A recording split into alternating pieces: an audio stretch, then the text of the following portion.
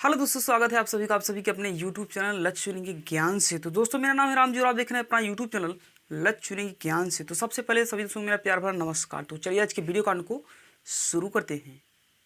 तो दोस्तों, जैसा कि आप सभी वीडियो के टाइटल और थंबनेल पे देख ही चुके होंगे कि यह वीडियो क्लास 9th की हिंदी की वीडियो है, जिसके अंतर्गत हम सभी आज क्लास 9th का शुरुआती दौर या शुरुआती चैप्टर के संदर्भ में पढ़ने का प्रयास करते हैं, जिसके अंतर्गत हम सभी सत्य कथन को पहचानने का प्रयास करते हैं। ठीक है ना।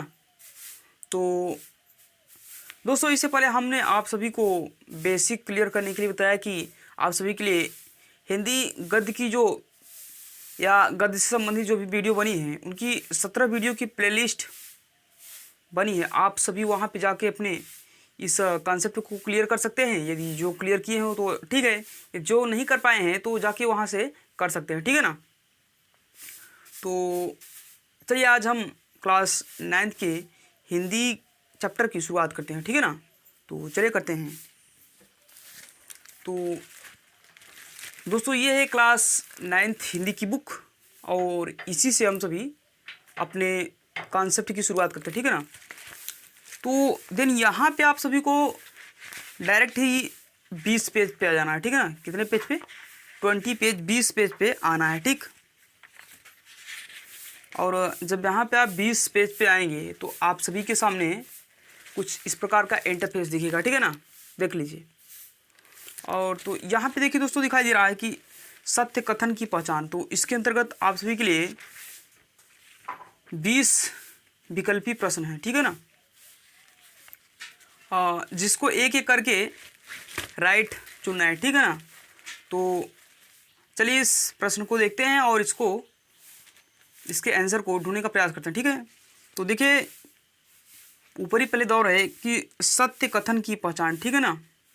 और इसका जो प्रश्न है वह है, निम्नलिखित कथनों में से कोई एक कथन सही है, उसे पहचान कर लिखिए। ठीक है ना।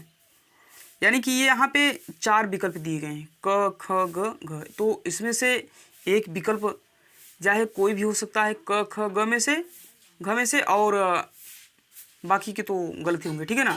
तो चलिए जो सही है उसको चुनने का प्रयास करते हैं। ठीक है। तो यहाँ पे पहला जो है, तो इसके अंतर्गत 4 विकल्प इस प्रकार हैं। क है, पद में यथार्थ वस्तुपरक और तथ्यात्मक वर्णन पाया जाता है। ठीक। और ख है, हिंदी साहित्य की सर्वाधिक महत्वपूर्ण घटना पद्य का आविष्कार है। और ग है, गद्य ज्ञान वृद्धि का एक सफल साधन है। और घ है, पद्य की भाषा गद्य की अपेक्षा अधिक स्पष्ट और व्यवस्थित होती है। ठीक है ना। तो यहाँ पे इसका राइट आंसर हो जाता है ग, गद्य ज्ञान वृद्धि का एक सफल साधन है। ठीक है ना। वास्तव में गद्य ही ज्ञान वृद्धि का एक सफल साधन है। जब शुरुआत में गद्य से ही हम हर चीज़ की शुरुआत करते हैं, चाहे बोलने बतलाने या कुछ भी, तो इसलिए गद्य ज्ञान वृद्धि का एक सफल साधन है। और ये दूसरे विकल्प की बात की जाए, जैसे कवि पद्य में यथार्थ वस्तुपर और तथ्यात्मक वर्णन पाया जाता है, तो पद्य में नहीं बल्कि गद्य में यथार्थ वस्तुपरक और तथ्यात्मक वर्णन पाया जाता है। ठीक है ना। तो इसलिए ये विकल्प क नहीं हुआ। और ख क्या है कि हिंदी साहित्य की सर्वाधिक महत्वपूर्ण घटना पद्य का आविष्कार है, तो पद्य का नहीं बल्कि गद्य का आविष्कार है। ठीक। और इसी प्रकार से घ है कि पद्य की भाषा गद्य की अपेक्षा अधिक स्पष्ट और सुव्यवस्थित है ना। तो ठीक है, पद्य की भाषा नहीं, गद्य की भाषा अधिक स्पष्ट और सुव्यवस्थित है। ठीक। तो इस तरह से कुल मिला के विकल्प ग राइट होता है। ठीक। तो चलिए अब दूसरे को समझते हैं। दूसरा है, दूसरे के अंतर्गत 4 इस प्रकार से हैं। पहला है, खड़ी बोली का विकास ब्रजभाषा एवं राजस्थानी गद्य से हुआ। और ख है, गद्य में स्वतंत्र कल्पना की उड़ान होती है। ग है, पद्य में व्याकरण के नियमों की अवहेलना नहीं की जा सकती।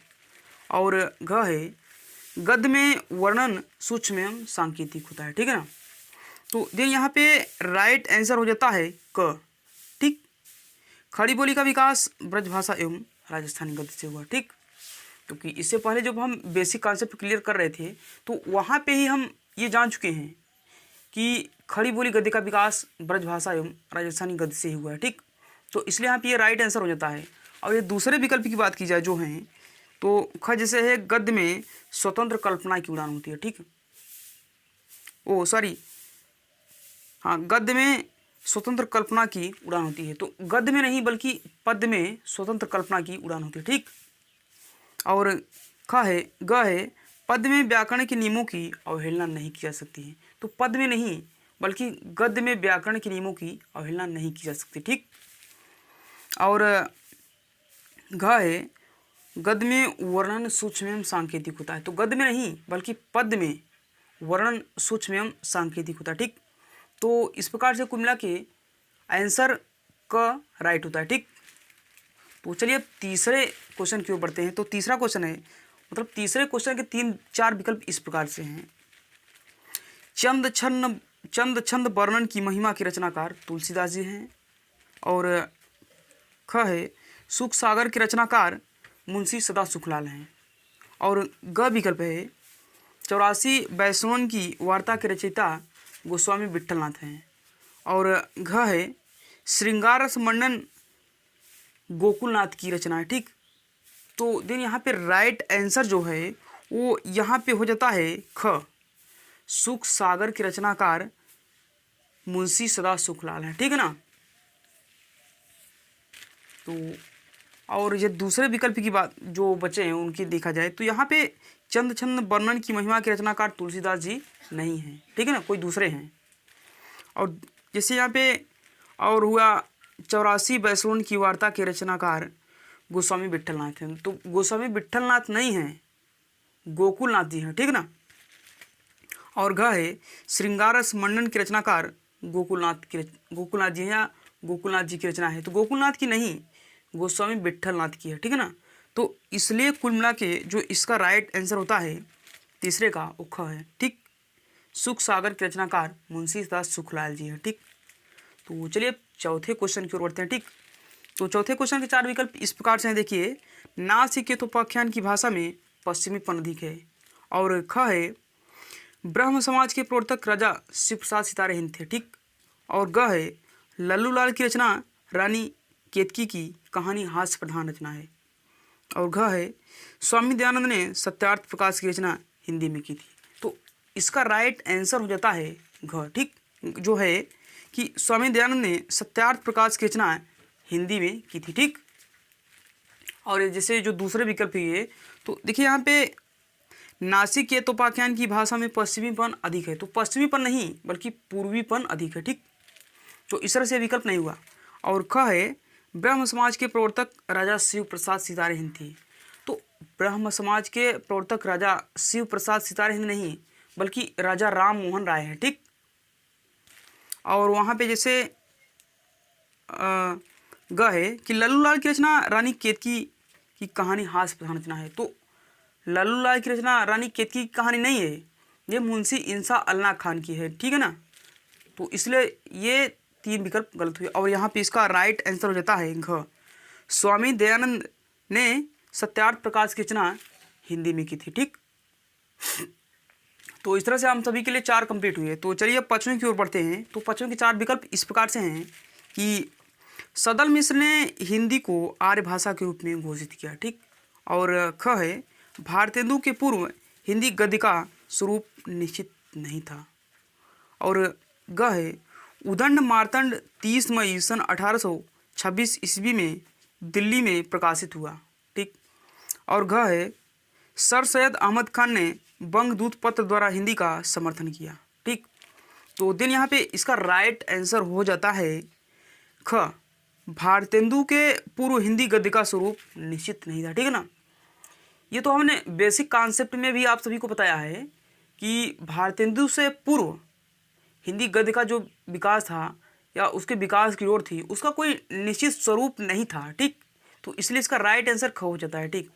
और ये जो दूसरे विकल्प हैं उनको यदि देखा जाए तो यहाँ पे जो सदल मिश्र ने हिंदी को आर्य भाषा के रूप में घोषित किया, तो सदल मिश्र ने नहीं घोषित किया बल्कि दूसरे किसी ने किया है, ठीक।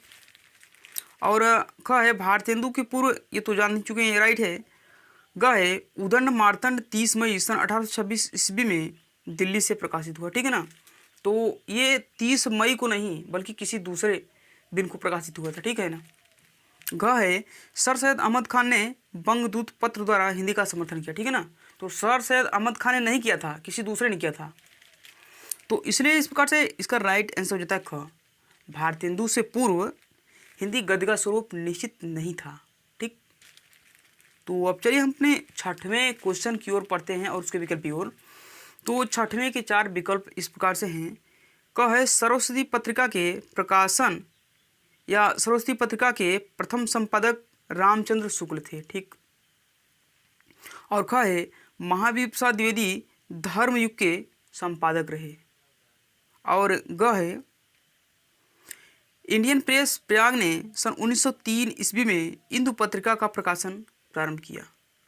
और घ है सरस्वती पत्रिका का प्रकाशन हिंदी साहित्य की महत्वपूर्ण घटना है। तो इसका राइट आंसर यहाँ पे हो जाता है घ, ठीक, कि सरस्वती पत्रिका का प्रकाशन हिंदी साहित्य की महत्वपूर्ण घटना है, ठीक है ना। ये दूसरे विकल्प की बात की जाए जैसे जो बचे हैं, तो यहाँ पे देखा जाए तो सरस्वती पत्रिका के प्रथम संपादक रामचंद्र शुक्ल थे, बल्कि रामचंद्र शुक्ल नहीं, यहाँ पे श्याम सुंदर दास जी थे, ठीक है ना। तो इसलिए ये राइट नहीं होता है। और जो ख है महावीर प्रसाद द्विवेदी धर्म युग के संपादक रहे। तो ये धर्म युग के नहीं बल्कि द्विवेदी युग के संपादक रहे ना, ठीक है। और ग है जैसे इंडियन प्रेस प्रयाग ने सन 1903 ईस्वी में इंदु पत्रिका का प्रकाशन आरंभ किया, ठीक है ना। तो ये 1903 ईस्वी में नहीं बल्कि और किसी दूसरे दिन को प्रकाशित हुआ था। तो इस प्रकार से इसका राइट आंसर घ हो जाता है, ठीक ना। क्या होता है, घ इसका राइट आंसर हो जाता है। और यहाँ पे देखिए, चलिए 7वें की ओर बढ़ते हैं। तो 7वें के 4 विकल्प इस प्रकार से हैं कि पहला है द्विवेदी युग का समय सन 1800 ईस्वी से 1822 ईस्वी तक है। और ख विकल्प है हिंदी खड़ी बोली का आविर्भाव 19वीं शताब्दी के जागरण काल में हुआ। और ग है रानी केतकी की कहानी हिंदी की प्रथम कहानी है। और घ है भारतेंदु की रचनाएं मानसरोवर में प्रकाशित हुई हैं। तो देखिए यहाँ पे इसका राइट आंसर हो जाता है ख, हिंदी खड़ी बोली गद्य का आविर्भाव 19वीं शताब्दी के जागरण काल में हुआ, ठीक है ना। हमने बेसिक कॉन्सेप्ट में भी आप सभी को ये बताया है कि 19वीं शताब्दी के जागरण काल में ही हुआ था, मतलब कि 18वीं शताब्दी के अंतिम चरणों और 19वीं शताब्दी के प्रारंभिक चरणों में ही हिंदी गद्य का स्वरूप और विकास हुआ था, ठीक। तो इस तरह से 7वें का राइट आंसर हो जाता है हिंदी खड़ी बोली गद्य का आविर्भाव 19वीं शताब्दी के जागरण काल में हुआ, ठीक। और चलिए अब देखते हैं 8वें विकल्प की ओर ना। तो 8वें के 4 विकल्प इस प्रकार से हैं। पहला है द्विवेदी युग में प्राय जासूसी उपन्यास लिखे गए। और ख है भाषा रहस्य विनय मोहन शर्मा का निबंध है।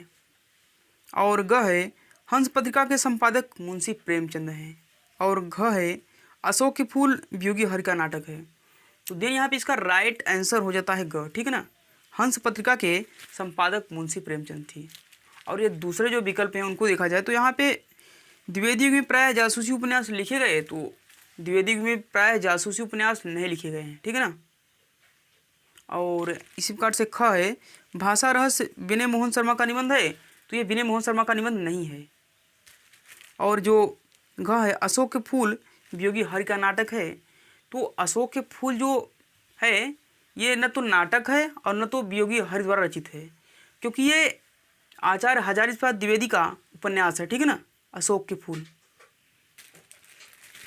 तो देन इस प्रकार से यहाँ पे राइट आंसर हो जाता है ग, हंस पत्रिका के संपादक मुंशी प्रेमचंद है, ठीक।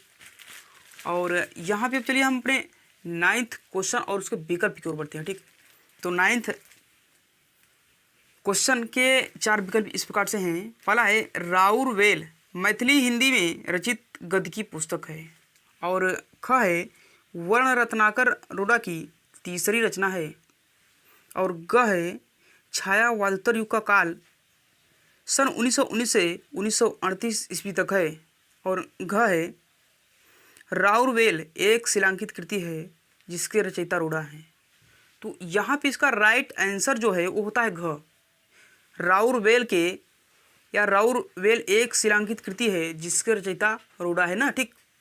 और ये जो दूसरे विकल्प हैं उनको यहाँ पे देखा जाए तो यहाँ पे देखिए क है, जैसे राउरवेल मैथिली हिंदी में रचित गद्य की पुस्तक है, तो राउरवेल मैथिली हिंदी में रचित गद्य की पुस्तक नहीं है, ठीक ना। और जो ख है तो वर्ण रत्नाकर के या वर्ण रत्नाकर रोड़ा की तीसरी रचना है, तो ये वर्ण रत्नाकर जो है ये रोड़ा की तीसरी रचना नहीं है, ठीक है ना, जबकि ये ज्योतिरीश्वर की रचित कृति है, ठीक। और जो ग है छायावादोत्तर युग का कालक्रम सन 1919 से 1938 ईस्वी तक है, तो छायावादोत्तर युग का काल सन 1919 से 1938 ईस्वी तक नहीं बल्कि 1938 से 1947 ईस्वी तक है, ठीक है ना। तो इस प्रकार से राइट आंसर हो जाता है घ। राउरवेल एक शिलांकित कृति है जिसके रचयिता रोड़ा हैं, ठीक है ना।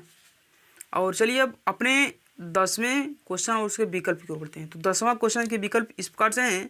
माखनलाल चतुर्वेदी भारतेंदु युग के श्रेष्ठ निबंधकार हैं। और ख है महावीर प्रसाद द्विवेदी सन 1903 से 17 वर्षों तक सरस्वती के संपादक रहे हैं। और ग है आचार्य चतुर्सेन शास्त्री नागरी प्रचारणी पत्रिका के प्रथम संपादक थे। और घ है प्रताप नारायण मिश्र ने हिंदी प्रति पत्रिका का संपादन किया। तो यहाँ पे इसका राइट आंसर हो जाता है ख, ठीक है ना।